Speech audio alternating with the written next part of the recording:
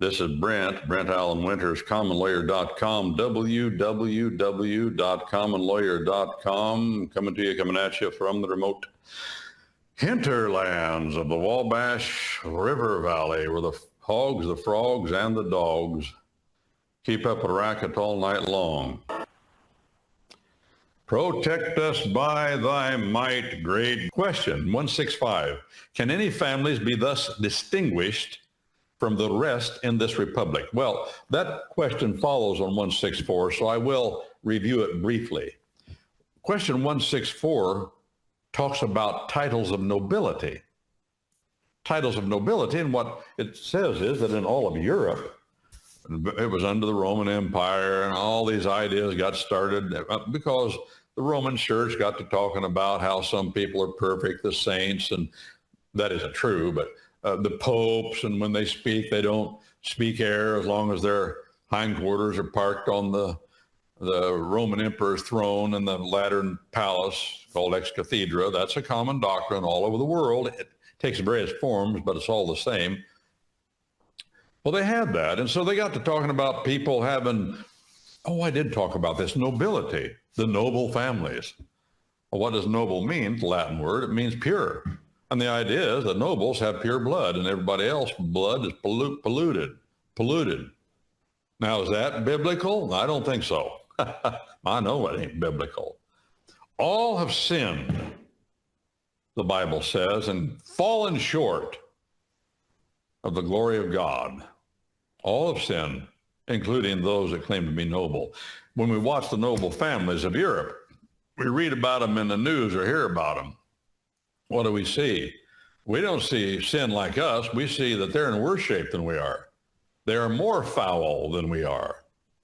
That's what money and titles do to people, makes them think they're somebody. And once you think you don't have any sin, you get thinking you're pretty good. That's when you really start looking stupid. That's called arrogance. We didn't mention this word last time, but the word arrogation. Arrogation is an important word. It's a Latin word, but an important word in the doctrine of the Roman Church, arrogation. Well, what is arrogation? Well, it's from the same root as arrogant. Arrogant. What's an arrogant person? He's the one that arrogates things to him that he doesn't have, but he arrogates them. He said, well, I do got them. I'm this or I'm that. I'm descended from royalty. I had a guy in school who used to say constantly, this is popular, he said that he was descended from an Indian princess. Well, if you're descended from nobility, I wouldn't be bragging about it because it just makes me, in my mind, think less of you. So don't say it to me. I don't want to say it. My father always told me, and I'd said this to you before, he still tells me, he's 99 years old this year, he says, I'll ask him about the family, which I'm doing a lot now, what he remembers and has heard. And he's not interested in the family tree that much. Not that much. Just the folk he's known or heard about. That's about it. But he says if he gets up in the family tree climbing around, he'll get out on the end of a limb and there'll be a rope hanging there and a dead body hanging by the neck. He said, I'm afraid I might find quite a few of those. Well, the truth is he knows he will. He has heard the stories. It's all out there. Had a brother to his grandpa, half brother. My great grandpa had a lot of half brothers. Colorful personalities, I might add. One of them was a dentist. In those days, it didn't take much to be a dentist, but he was a dentist in Indiana. Had another half brother that made a lot of money walking the wagon. What do you call it? Walking the wagon. I forget the exact word. It was called walking the wagon edge. That's where you get up on the sideboards of a wagon, a horse-drawn wagon, and you drink and you keep taking another drink, and then men would bet each other they couldn't walk around the wagon without falling off. And if everybody did it after one drink, then they do two, then they do three. Well, I hear the story, he got pretty good at it, and there was a big boom going on, so there's a lot of money flowing because there's a lot of oil money around, and a lot of men around that come from all over, and they like to, men like to gamble. Isn't that terrible? Well, it can be terrible. It can be terrible. Girls don't gamble like men. Have you noticed that? There's some just massive differences. I had a guy tell me one time, he said, if you took 4 men and put them in a room without any windows or doors, just locked them in there for 24 hours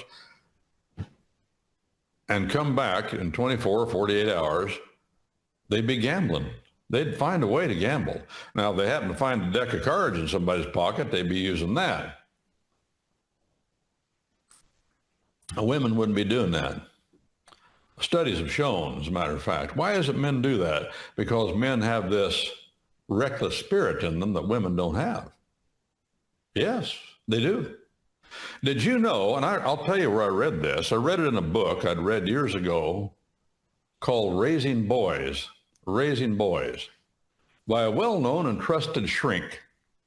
A well-known and trusted shrink. That's a psychologist. That's the fancy word. But he was a well-known and trusted Christian psychologist named James Dobson. He's still on the air. He started an organization called Focus on the Family. I used to listen to him quite a bit. His theology wasn't mine, but I liked him. He tried to be biblical. He raised Nazarene in Alabama.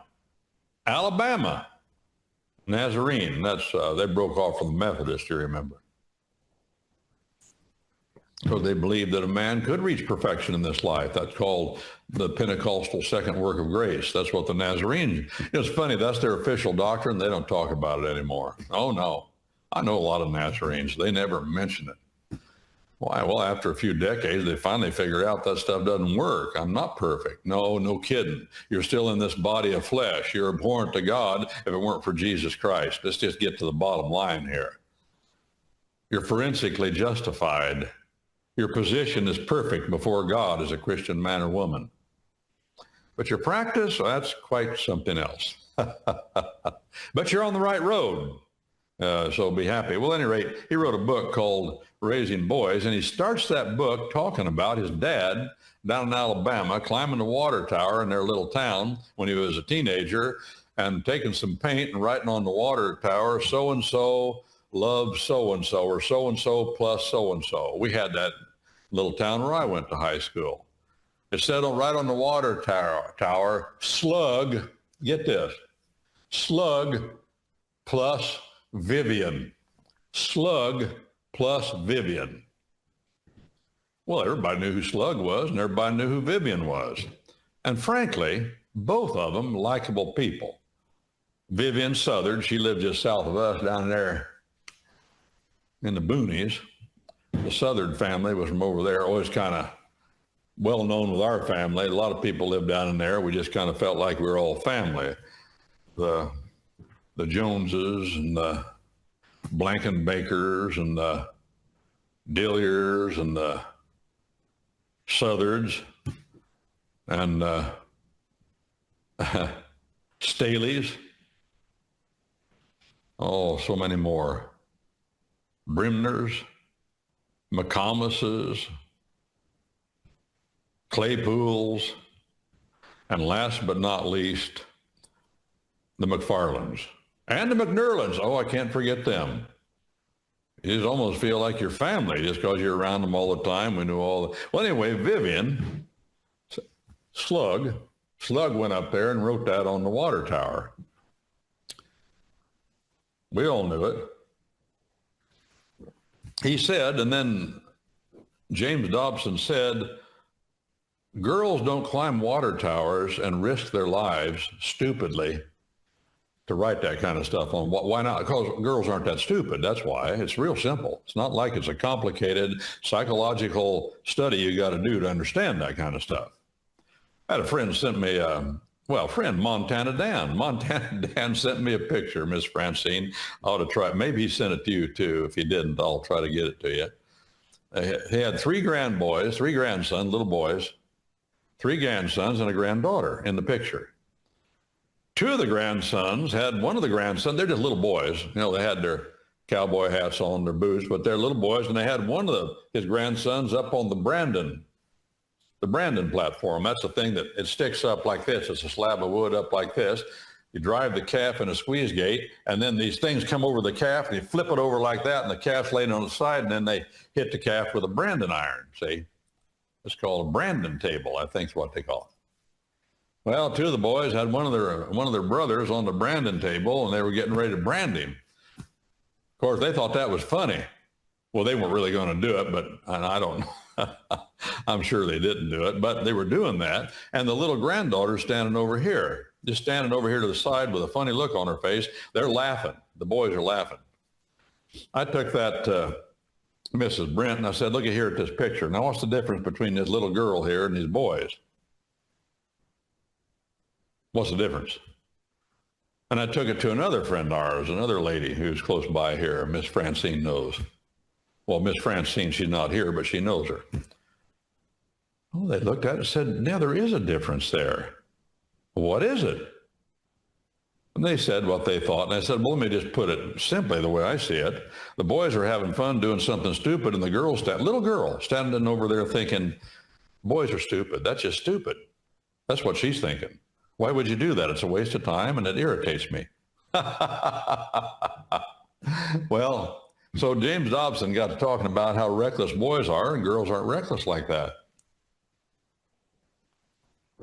Now, this is a man that has a PhD in such matters, writes books about it.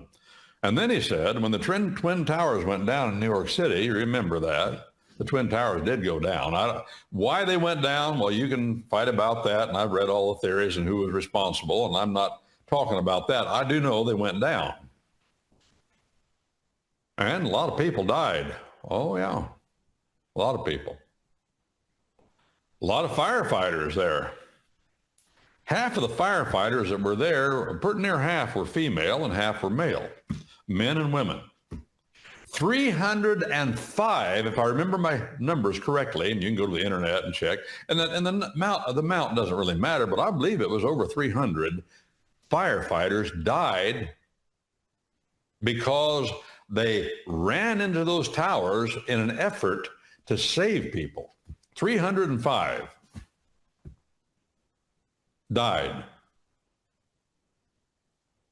Not one woman firefighter ran into those burning buildings to save people. Well, put it this way, none died, and nobody knows of any that did. Is it because they're not brave? No, that has nothing to do with it. Those men, there's a difference, but, well, a lot of brave men die, just do stupid things that accomplishes nothing. Just get yourself killed because you're stupid. You're reckless. I'm not belittling anything that anybody does is brave. That's not the point. I've had a lot of men tell me, and I believe it to be true. Most police officers that get killed did something reckless in most all cases, not all, but most all. I've had lots of experienced veteran police officers say that. Is that true in combat as well? A lot of times, yeah. Well, you got all these young guys, they want to prove themselves. That's why they need to be under orders, by the way. And because to be killed, well, we don't want our men to be killed. We want to defeat the enemy if they can without being killed. I remember this one fella, he used to be a preacher at home, great big fella, tall fella. I remember, he's gone now, but I knew his whole family. They were kind of local yokels. The Woffords, there's another one, Wofford. Woffard. Why is that? Because men are not women, and women are not men, and God made it that way for a specific reason.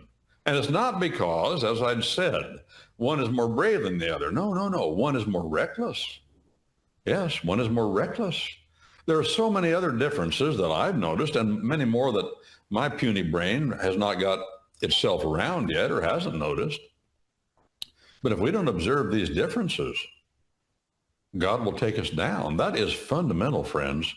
When I look at Miss Francine, just as an example, Miss Francine knows things I don't know, understands things I don't understand, sees things that I don't see, and comes to conclusions because her mind is, listen to me, the female mind is more quickly logical than the male.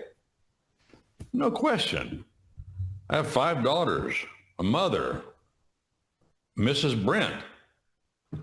grandmothers, more than I can remember sometimes. Oh, I know something about girls. Not everything, but I have recognized that. But then they have a disadvantage that a man has on that point. They have quicker logic, so quick they can't even remember what they thought. But given the right premise, they'll come to the conclusion pretty quickly. Men have to get the premise. Women don't always get the right premise as much as men. There's the other difference. All of these things and come to show us that if we don't want to pollute the land the Lord our God has given us, he wants us to recognize these differences, and the Bible talks about them over and over and over. And that is fundamental to human existence and survivability, decency. One of the most indecent things we've ever did, I repeat it because it bears repeating, is to put women in the military service. That is utterly indecent, and only a nation of cowardly, evil men would allow such a thing and encourage it. Have we been reduced to a nation of cowardly men? And the answer is yes, we have. We have. Wake up, boys, smell the coffee. Oh, women are brave. They'll do anything they're asked to do. They're patriotic, loyal, more than men. That's why men think it's funny, and they do stuff like that. But it doesn't work, friends. Why? Because God's way, his process, his distinctions are the very definition of be ye holy as I am holy. Be ye holy as I am holy. Well, we're going to get here to titles of nobility. Don't get to thinking you're somebody. No, we must confess. Well, it will be the result. The result of our salvation is we will confess our sin. That's the product of being born from above. It's not the other way around. Salvation is not the product of you confessing your sin. The Bible says just the opposite. But men say it wrong because that's the propensity of the flesh to put you in the driver's seat. Like you're in control. You aren't. God's sovereign, not you. Here's an important question, question 165. Can any families be thus distinguished from the rest in this republic? In this republic? He's talking about America. Is America a republic? I know many of you are saying, oh, of course America is a republic. We're not a democracy, we're a republic. Well, show me that in the Constitution of the United States someplace where it says that America is a republic. Show me that in our common law tradition someplace. I'll tell you, friends, I've been looking at this question for decades. I can tell you for sure the word Republican, not republic, Republican appears in the Constitution, yes. The comment of some of those responsible for drafting our Constitution, not those who put it in place, the ratifiers, they're really the important ones, not the drafters. The ones that made the choice are the ratifiers, the militia of the several states. I don't see that anywhere in their writings. We are told that some of them talked about a republic. But just because, even if it's true, and I'm not so sure it is, even if it's true they said this is a republic, that does not make it a republic. That is not the Bible. That's men talking. I'm telling you, friends, it's not in the Constitution. Now, if it's not in the Constitution, what's our legal requirement here in America? If it's not in the Constitution, it doesn't exist as the Constitution speaks to government. The Constitution is there to limit, not me. It doesn't apply to me or you, it applies to government, to limit government. That's the problem among mankind. Governments get too powerful. So we got this document we're using to limit government and what it can do and how it does things. So why is it that people say that America is a republic? Even Stansbury just assumes it by saying this. He doesn't define it. He says, can any families be thus distinguished from the rest in this republic? He just calls it a republic. It's like saying, how long have you been, when did you stop beating your wife? See, the question assumes something that's not proven, that you are beating your wife. He assumes something that he hasn't proved. I like the guy. And he's just a man like me. We make mistakes. It's up to us to watch each other. He's making a mistake here. I challenge that idea. Do we have a Republican form of government? Yes. Our Constitution of the United States says that this Constitution, by its terms, gives authority to the general government in Washington, D.C. to ensure a Republican form of government to each of the states of the United States. A Republican form of government. Is that a republic? No, it isn't. Well, what is it? Well, one thing we can do to discover what a Republican form, it's called the Republican Form Clause. What is a Republican form? A Republican form of government is a government that includes, it's our common law tradition, that includes a legislative branch of the three branches of government of co-equal dignity. Neither one of the branches has any authority to command the other. They can agree if they want, but there's no authority for one to command the other. And if one disagrees with the other two or another one, there's nothing in our common law tradition or our Constitution that says, for example, that the president has to do what the Supreme Court says, or that the Supreme Court has to go along with the president, or that the Congress has to do what the president says, or that the president has to enforce the laws as the Congress has written them, or that the Supreme Court has to uphold the laws as Congress has written them, and on we go. There's nothing that says that in our Constitution or our common law tradition, and our Constitution is a brief of our common law tradition put to writing. Nothing. So Republican form of government is a government that is a common law government. That common law government always includes a legislative branch co-equal to the other two, executive, presidency on the national level, and Congress, legislative on the national level. And your state, according to our Constitution, is required to have a Republican form of government. That means you have a legislative branch. Now, the legislative branches are somewhat different. For example, I believe it's Nebraska only has one house in its legislative branch, only one. You know, most states are like our Congress of the United States. They have two houses in their legislature, an upper house of what they call senators and a lower house of what they call representatives. Just like over in England, they have the upper house, the House of Lords, and the lower house called Parliament. It's common law governments from the old country.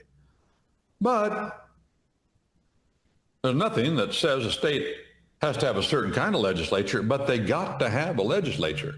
Why?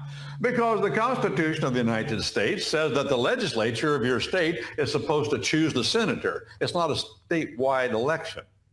That's what the Constitution says. Now they tell us they've passed an amendment that says that senators are now chosen on a statewide election. But I want you to understand the reason I'm saying this is, why does our Constitution say that the national government in Washington, D.C. is required to ensure by any means necessary that each state has a legislative branch in their government? Why? Because if they didn't, they wouldn't have any way to elect a senator to send it to the senator, two senators from each state, to the national government. That's one of the great reasons. There are other reasons, but that's one of the reasons. Now, they say they've done away with that by constitutional amendment. I get it. But there are other reasons too. Why?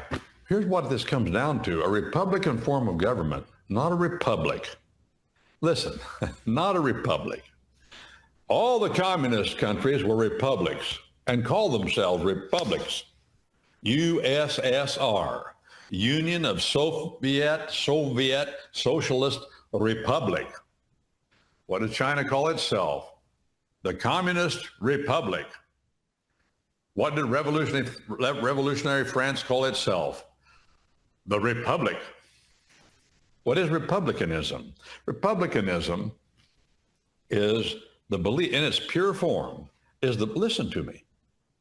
Republicanism in a republic is a government where it is said that the legislative branch is absolutely sovereign, and more so than the executive branch and the judicial branch. In other words, the legislative branch and their legislation is final. There is no appeal. Once the legislature says it, that's it. All the world likes to talk that way, and people like that, and they're stupid enough. Stupid? Yeah, they haven't thought it through. Doesn't mean they can't think it through. They're just, for whatever, smoking pot or drinking too much or too busy with the affairs of this life, or like to watch football on television or whatever. Play with their flowers all the time and not get down to what's really important. What's really important? God's law. That's really important, friends. Love of country. You can't love country properly unless you know how God tells you to do it. It's his land, not yours. And you're to take care of it according to his terms. The laws of nature are common law tradition, and the laws of nature is God written and final. There is no appeal from what this book says. That's God himself talking. The record of what he has said. So a republic is not the answer. I find it fascinating, don't you, how clever the devil himself is. The two dominant political parties in America are Republicans and Democrats. Did you know? And I'll credit a professor by the name of Woodard. Woodard. I don't even know where he's from. I remember I was in an airport. I forget which one, but I think it was Denver. And I think it was about 20 years ago. I remember I ran into a shrink there. Get this, Denver Airport, nice airport, as you know. It's the new one built, well, relatively new, built way out in the boonies. It took a lot of ranch and farmland by eminent domain to make that airport outside of Denver. Of course, it services places all over Kansas, Nebraska, and I mean all over that part of the world. I was in the airports, new, and I remember talking to a guy that was a veteran of the D-Day invasion there back then, yeah. And he was on a battleship. No, he was on a cruiser. And he was in front of the battleships, and they were shelling the shore. This guy was funny. He was kind of a small man, had a hat on and had the name of his ship. And he was Italian, I remember. And he got to tell me about it. We were just talking. He was asking me for directions or something. Of course, I made some stuff up because I didn't know. I'd never been there either, I don't think. But he wanted something to eat, so I knew where to tell him to do that. Well, he got to telling me that this battleship, I forget which one it was, something telling me it's the Iowa. But at any rate, the battleship was firing these 16-inch shells over top of the cruiser. They were lobbing them from about 15 miles out or something. So they'd come down instead of just hitting head on. They wanted to come down and blow stuff up, whatever they were aiming at. And I said, well, what was that like? He said, listen, when those shells from those battleships came over top of our cruiser headed for Normandy, he said it sounded like 10 freight trains. Each shell sounded like 10 freight trains. He said it was enough to make your blood turn to water. I said, well, you had to depend on them for the proper aim, didn't you? Oh, yeah, but he said, back then we weren't worried about it. We figured that we'd be okay. That's the way young men are, But a lot of friendly fire kills people in battle. The saying in the military is, here's the saying, friendly fire isn't what? Isn't friendly. That can kill you. Just like, bullets don't have brains, they used to tell us. Bullets don't have brains. Bullets will go wherever you point the rifle. They don't have brains. Even now, they will go, if they're a missile, they will go wherever they're programmed to go. Remember, AI is still controlled by men. AI, even these fancy munitions, still controlled by men. Well, this book, I saw this book in this bookstore. Then I met in that airport, I met the head shrink from the Florence prison. That's the high max security prison out there in Florence, Colorado, the federal prison. Shrink, attractive gal. She was absolutely hammered with drugs. I mean, she's just crazy. I was talking to her. She wanted to ask me where someplace. I could tell, I could look at her eyes. Oh, I was in San Francisco Bay Area for a long time. I know when people are on acid or downers. I mean, you can tell by the way they act, That's the way she was. Well, I found this book in this little bookstore. I was looking for something to read, and about a fellow named, it was by a fellow named Woodard, and the name of the book was Democracy. I'm standing there at the bookstand reading this book, the front of it, and it said, he's a professor of government, by the way, some big Ivy League school. They're all the same to me, doesn't mean nothing to me. But anyway, he said he wanted to write this book because he asked his colleagues and other professors and people in his circles, what is democracy? And he said most of them would kind of point sheepishly to the Constitution of the United States and kind of just say, I'll just read that, Well, obviously, our Constitution and those that drafted it and those that ratified it were absolutely abhorred by democracy. Absolutely. What's democracy? Majority rule, period. That's all it is. And then he talked about republic. And he made the point, and I followed up on this one. He made the point that those that invented the ideas or first came to light among man, republics and democracies, were the Greeks. Before Christ, back in the days of Athens, when the Athenian Greek, the dialect was all the writings of Plato and Aristotle and Euripides.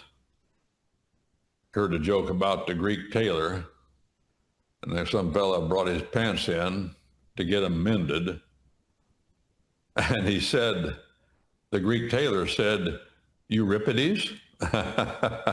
Well, he didn't know who Euripides was. Euripides was a Greek author, a very smart man, of course. All that logic and all that baloney. Well, Aristotle, those guys, to them, republic and democracy were the same thing. And they're the ones that invented the ideas, made them famous.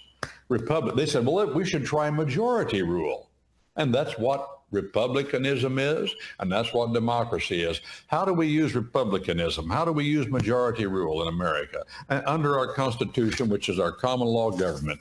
A Republican form means you have a legislature. How does a legislature operate? By majority. It's a majority rule institution. The majority principle governs it. But remember, in our common law tradition, they're not final. What the legislature says is not final. No, we're not that stupid, I hope. Yeah. Republicanism and democracy are fundamentally the same thing, rule by majority.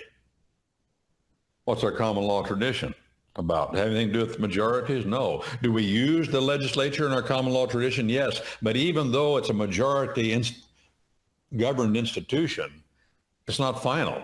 The president does not have to obey what the legislature says. If he believes it's unconstitutional, he has a duty not to obey what the legislature commands. He can even veto it. And even if they override his veto, he's still not obligated to do what Congress says. He may do it, but if he believes it's unconstitutional, he has an affirmative duty not to do it. He took an oath. What about the Supreme Court? Same thing. They have an affirmative duty not to uphold unconstitutional provisions of legislation of the United States Congress.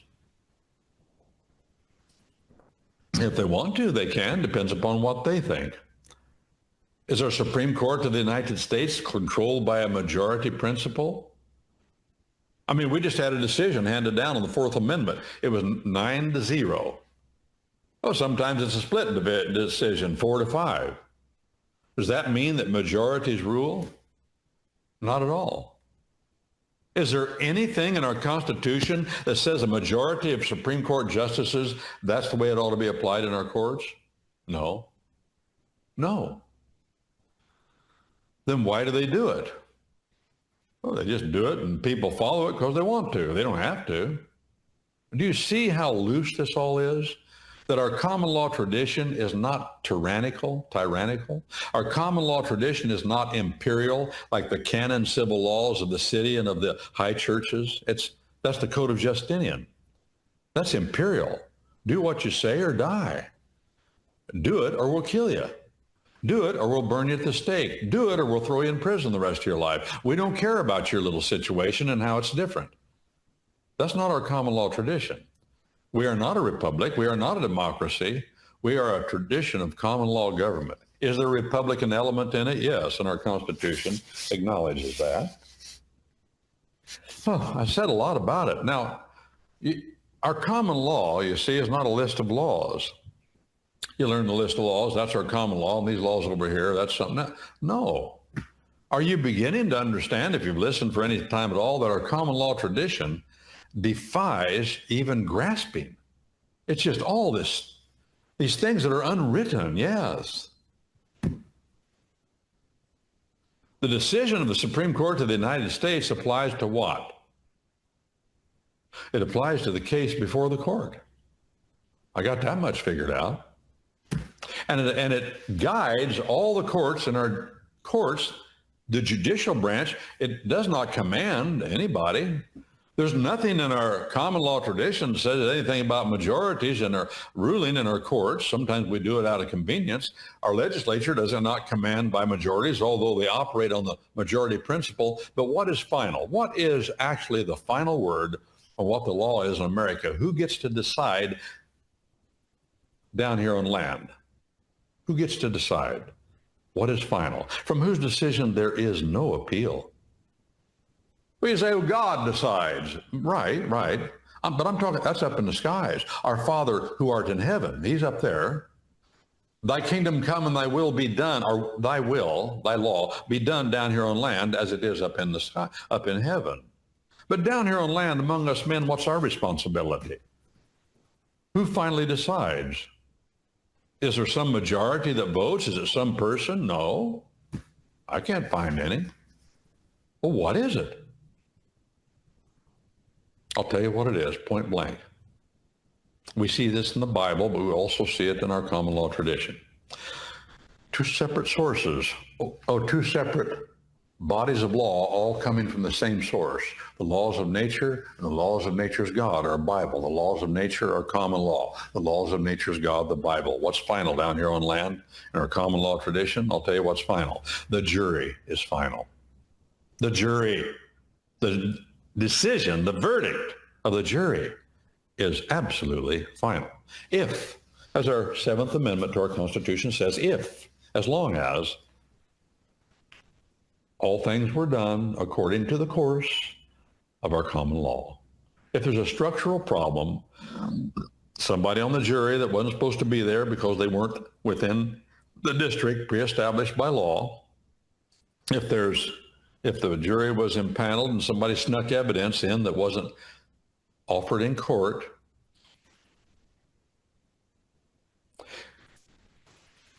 those kinds of things.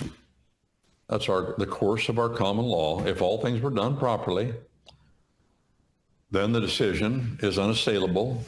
Our common law tradition does not allow it to be overturned. The verdict is final. That's it. Is that according to a majority? No. It's all or nothing, isn't it? 12 or nothing. One person doesn't want to go along with the other 11, you don't have a verdict. The man is not convicted of a crime. You don't have a decision in the case. Some states have said, well, we're going to let it be a majority in the case if you want it to be. We shouldn't do that. Majority rule in a court case? No. That's not our common law tradition. Well, you say, well, that seems fair. It's not fair. God said it's not fair. God said he wants us. He's delegated these matters to us. We're not free to do anything we want. He says the 12-man jury is final. Oh, yeah, it's in the Bible. Incipient form, the Older Testament. We get to the Newer Testament. We see it clearly. The number 12 throughout the Bible is big, and you have to ask yourself, what does it pertain to? Every time you see the number 12, 12 tribes, 12 stones, 12 apostles, 12 furlongs, 12 times 12 furlongs. In our common law tradition, 12 is big, as you know, 12 inches to a foot. A dozen eggs, 12. A dozen biscuits. The long the long dozen, the short dozen, the dozen's big. Why? Because the tradition is from the same source. The dozen plays big. Dozen has to do with measurement, and it has to do with government when you see it in the Bible. And what is government? It is the one that sets the standards of measurement.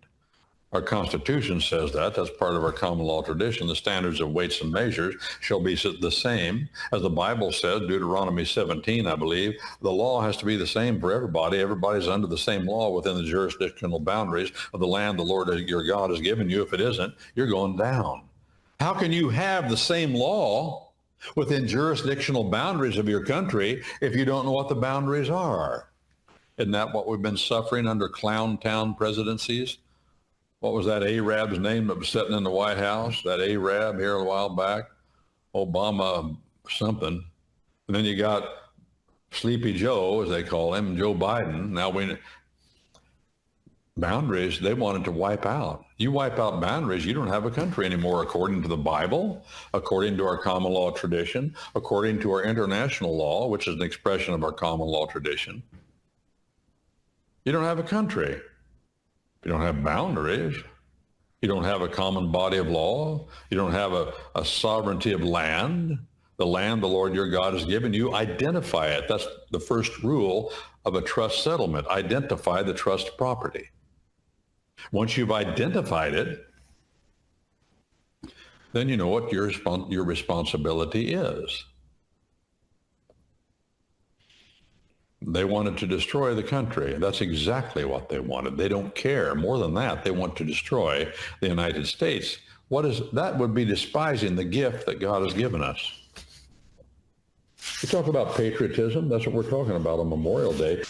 Keep in mind, Memorial Day is a recognition of those that have served, especially those that have died in military service. Memorial, remembrance. That means to remember. Remember what they did. Men that marched off to battle and gave up everything.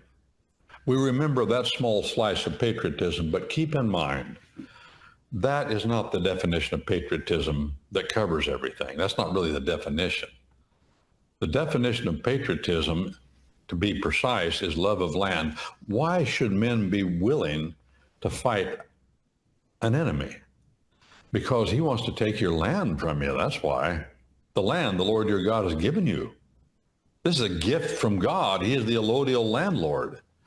He gave it to us to enjoy. I just read yesterday, I mentioned this yesterday, on Roger's show. We produce more oil than any country in the world right now. By far and away, and always have. More oil than any country in the world. Gold, silver, copper, timber, agricultural products have fed the world. We remain fat, a big fat country, with plenty to eat, all during World War II. Every other country, all of our allies, certainly all those that were defeated during the war, they didn't have anything. We fed then our allies, and we fed ourselves. We stayed fat and fed the rest of the world after World War II. Because God blessed us. It's not because of us. Russia, by contrast, a republic, majority rule, has more gold, more silver, more copper, more diamonds, more timber, more farmland than any country in the world, but they're not enjoying it, and it's not something they're pulling out of the ground. Either worrying it from the soil or worrying it from the mountains, if it's minerals and oil, or coaxing it from the soil as farm products, agricultural. Why? They've been starving for 70 years. They got all this land. Why? Because they're under the law of the city. They are a republic. They operate according to a single will called the majority. Why do you think the television is trying to get everybody on the same page saying the same thing? All the newscasters, Fox and whatever else there is out there. They all want you, they've got the same rhetoric going. about the same issues. They're opposite, but the same issues. And by and large, over the years, they've been owned by those two, the conservative and liberal, have been owned by the same people. We call it controlled opposition. They want you to focus. They're all focused on the same things. They want you focused on it too, so they can control the ones that are focused on those things as a majority, and do so. That's the great struggle. Common law tradition is powerful. It will prevail. All you have to do is turn it loose. That's why they're down on free speech. They want you saying what they're saying. That's why they keep repeating the same stupid stuff over and over and over. And if you're locked into the news, you will be a dodo. Yes. Why Tucker Carlson says, I never watch the news and don't read any newspapers, never have. Isn't that amazing? That's amazing. They want to politicize you, them, those guys, the evil empire, and the useful idiots of it. They see the power of television. Miss Francine just sent me I think you sent this, Miss Francine, I'm pretty sure, a little informative thing about subliminal messages. Yes, I did. Yeah, that was you, the power of television.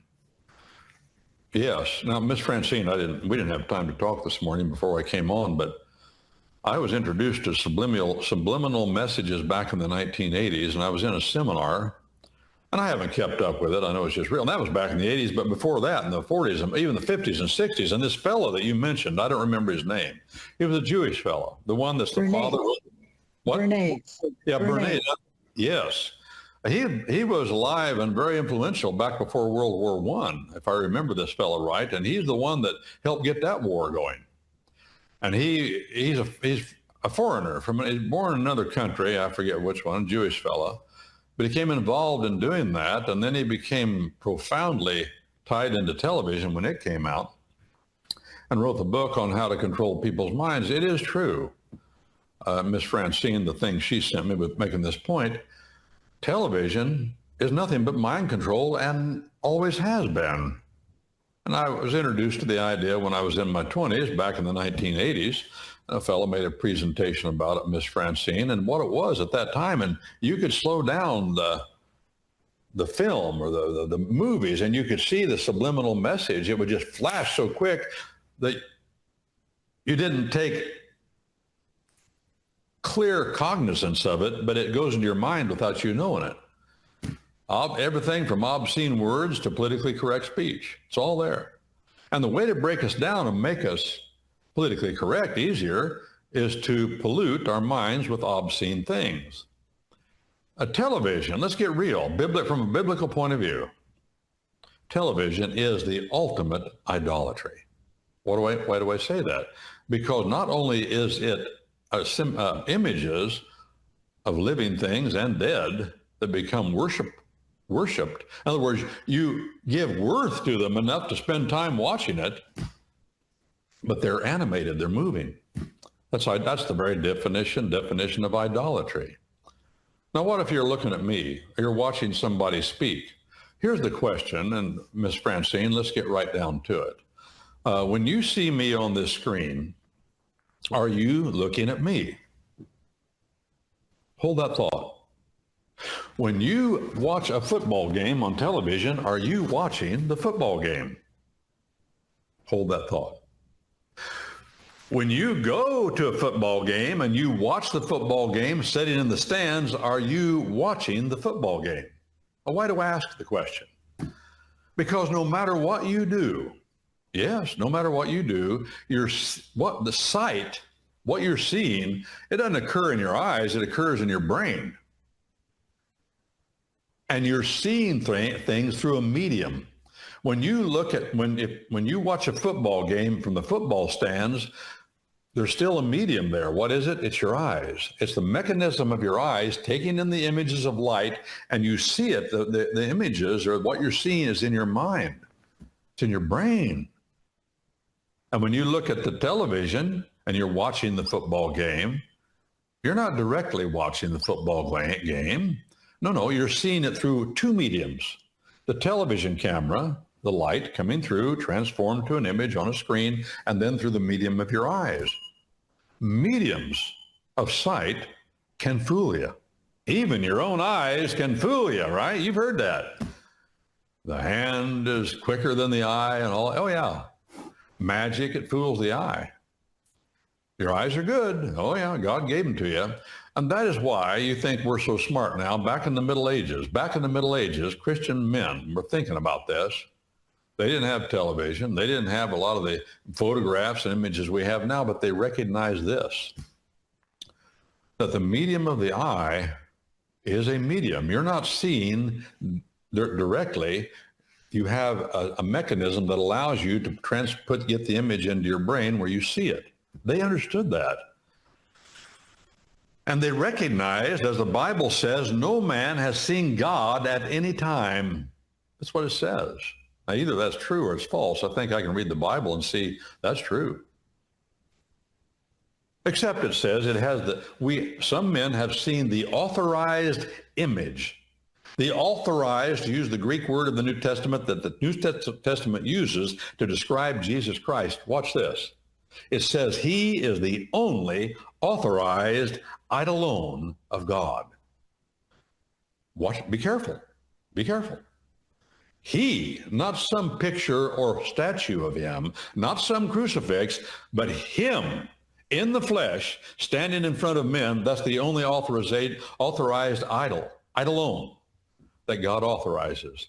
Only he is the mediator between God and man. No priesthood, nobody, no preacher, nothing. Him. And he's not here right now, so we can't see him. When you're looking at him with your own eyes, God authorizes that if he is here. Are you looking at God? Well, yeah. Jesus Christ said it this way. You men here, you boys here, you've seen me, and in doing so, you have seen the Father. I'm a member of the Godhead. Quite a statement. You wonder why they killed him? That's one of the reasons. He wasn't arrogating, as Rome would say. He wasn't arrogating these things to himself. He's just telling the truth. And as they say, if it's truth, if it's fact, it ain't bragging. If it's really true, it ain't bragging. If I tell you something about myself that's really true, it ain't bragging. Unless you add arrogance to it, I suppose, and think you're better than other people because of it. I guess that's possible. But let's come back to the vision, the medium of the eyes. Jesus Christ is not here, but he said, lo, I am with you always. I send my Spirit. The third member of the Godhead, the person of the Spirit, lives inside of each and one of you in fullness. All of him is everywhere. All of him is in your body, if you're Christian, and all of him is in my body. Is that a contradiction? No. I can't explain it, but as a matter of the terms and the rules, a clear of logic, that's not a contradiction. But it is something we aren't able to explain. He's everywhere at once if he wants to be, and he is. But in the Middle Ages, here we are talking about the Constitution of the United States. Oh, we're 20 minutes over. I got to quit. This is Brent Allen Winters, commonlawyer.com, www.commonlawyer.com, coming at you from the remote hinterlands of the Wabash River Valley, where the hogs, the frogs, and the dogs keep up a racket all night long.